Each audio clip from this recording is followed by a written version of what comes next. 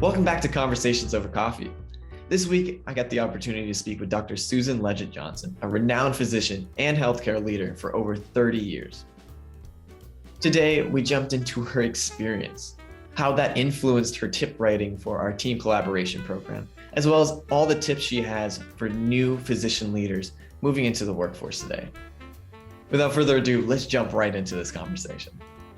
All right, Dr. Johnson, let's start with an icebreaker. Who was your hero growing up? That's always an interesting question because no matter how hard I think about it, I come up with the same answer, and that is my mother. I know you've heard people say that over the years, but for me, it is true. I grew up in a small, town in Louisiana. Didn't have a lot of people around me who were great people doing wonderful things, such as, congressmen and senators, whatever. I didn't even know any African-American physicians at the time, but I looked at my mother and was just amazed at just what a wonderful woman she was, how she cared for her children. I was the youngest of 12. How she really dedicated herself to family, to work, disciplining herself to learn and grow, and encouraging us as children to do the same. I mean, she just showed up. She was present for us, and we just loved her to death. So my mother is my hero. Susan, it goes without saying, you've had quite an impressive career in medicine. With over 30 years of practicing medicine, can you please share with us what fueled that longevity? Wow. I don't think about it like that because when I look back at my career, I am just so grateful that I had the opportunity to become a physician and serve the people that I've had an opportunity to serve. And I think because I stayed connected with my sense of purpose, despite what was going on, the challenges of, medicine, despite not being able to perhaps provide someone the best care you would love for them to have. Despite all, I stayed connected with why I wanted to become a doctor in the first place. And I think that carried me through all those years. When you say what brought you into medicine, what is it that brought you into medicine? What was there a moment that you were thinking, yes, this is why I need to be a doctor? Or was it more of something you've kind of grew into as you went along?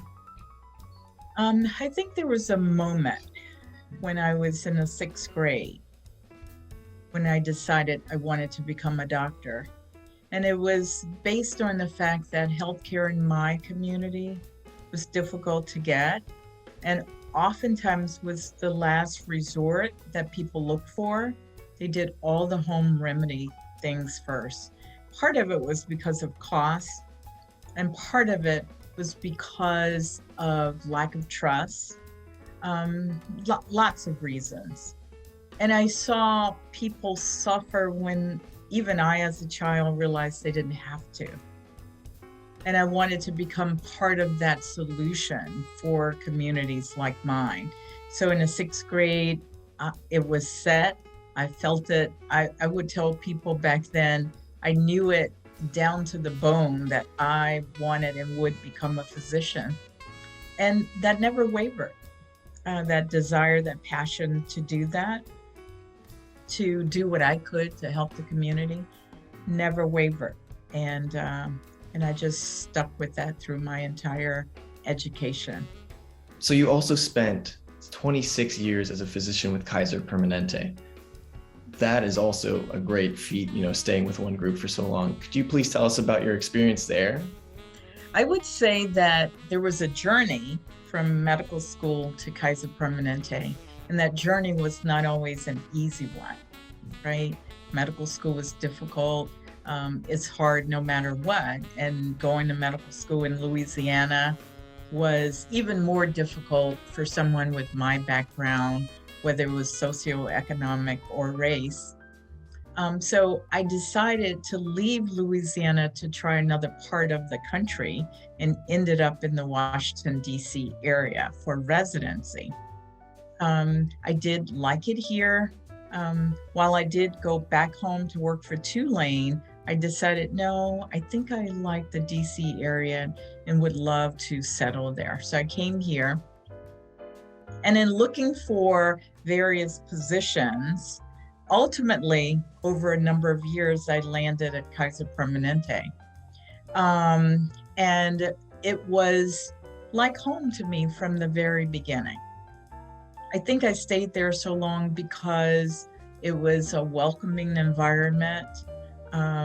Being a physician is challenging no matter what, but I connected with people who wanted the same thing that I did. I connected with people who desired caring for patients the same way I did.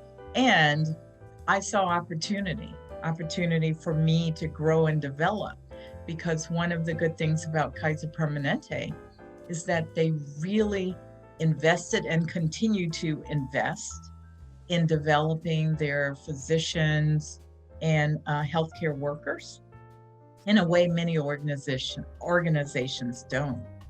And I took advantage of that. So throughout my years there, I grew, I developed, I learned, I stretched, and that helped me with my longevity, because I never felt like things were boring. And yes, it was hard work, and I was tired at times, but I could refuel by doing new things that I wanted to do. Not many people have that option in their careers, so. Yeah, I think it was very fortunate that I landed at Kaiser Permanente. And I will say, because people do ask sometimes, if you know what you know now, would you still spend 26 years there? And I would say probably yes. Well, during your career, you also spent a decade in leadership positions, most notably as a medical director at Kaiser. Could you tell us about that transition, if there was any, between being a physician and a healthcare leader? Like, how did that feel? How did that work out? I became a leader by accident. I guess that's what I would say. Again, working at Kaiser Permanente, frontline physician, caring for the patients, trying to make things better with the team of people I worked with. And I think I showed up not as someone always focusing on what I didn't like and what the problem was today, but what I wanted to do to change what I didn't like. So I was always talking to team members about, okay, we don't like it when, but what can we do to adjust that? And a lot of people would feel like it's not in my control, we just have to deal with it. But that was hard for me to digest. So I was a little bit of a rebel in looking for solutions to some of the problems that I felt like didn't need to exist. And I think that brought attention to me, unexpected attention. And so my first management job as a physician director was something that someone offered me. I didn't want to take it. I felt fear, anxiety. I felt a bit of imposter syndrome showing up. I didn't know if I could do it. I thought someone would find me out. You know, all the things that you feel when you're stepping into unknown territory. I felt it. I said no 3 times before finally saying yes to moving into that role. And once I did that, I realized I may not know what's going on, be as aware, be as astute, but I can learn. And learning new things was always something that interests me a lot. So I took that approach. I changed my attitude about it, and I did the best that I could in the role at the time and felt appreciated for my work. So that's how I transitioned. It wasn't easy. It wasn't easy more mentally than anything else. And I had to also shift skill sets, because the skills that worked as a frontline physician didn't necessarily work as a manager or a leader. So I had to get on a path of learning what would make me a better leader. And so it became a journey for me. Well, we are very excited to have you as faculty for our new team collaboration program, as we know you bring a wealth of experience and knowledge on the subject, as we've just talked about. Can you please share how being a physician leader influenced the tips that you shared in this program? Absolutely. First of all, I'm so happy to have the opportunity to be part of the faculty. And I talked about belonging and how important that is. I learned that in medical school when I didn't feel like I belonged. I learned that working at Kaiser Permanente, where I felt a much stronger sense of belonging. And I recognized that I was more engaged, more willing to work harder, willing to really give 110% when I felt valued, respected, and felt like I was part of something bigger than myself. That is so important. And we don't spend enough time connecting with the people around us and allowing them the opportunity to feel like they are part of something bigger than themselves, or feel like they are valued and respected on the team. And I think we lose people because of that, whether it's a new resident leaving residency and joining the team and is in the process of looking for a new sense of belonging, or whether it's a physician from a marginalized community like myself, Louisiana, socioeconomic, issues at the time, finding a home because others respect and value what I bring to the table. Developing those skills as a leader is so important to developing a wholehearted team where everyone's views not only are heard, but are counted. Honestly, that's something I've even come across working here is there's a big team family dynamic. And I think having that group value each person, it's almost once you've realized you need it, you can't go back to not having it. Lastly, given the increase in turnover rates across healthcare, we are seeing more and more leaders being promoted to the front lines. For anyone watching this in a similar position, can you please share with them some things that you wished you knew when assuming a leadership role? I would say the importance of listening and giving others the opportunity to speak, the importance of developing a sense of allyship for others that you may not connect with as much because of differences, the importance of being present. I talked earlier about multitasking and how that is not a good idea, but oftentimes we do it.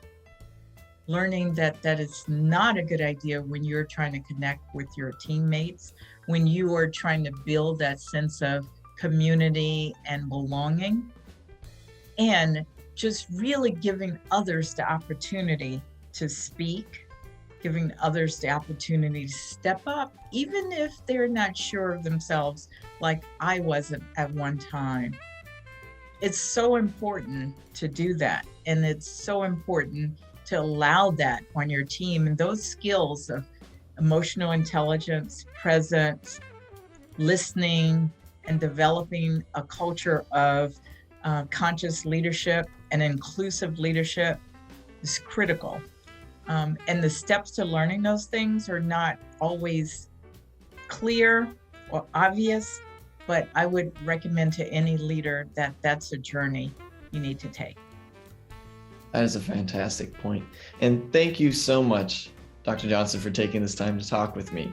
I loved every point that you brought up. I felt like I've learned so much from you in just this short amount of time. So thank you. Thank you for allowing me this opportunity.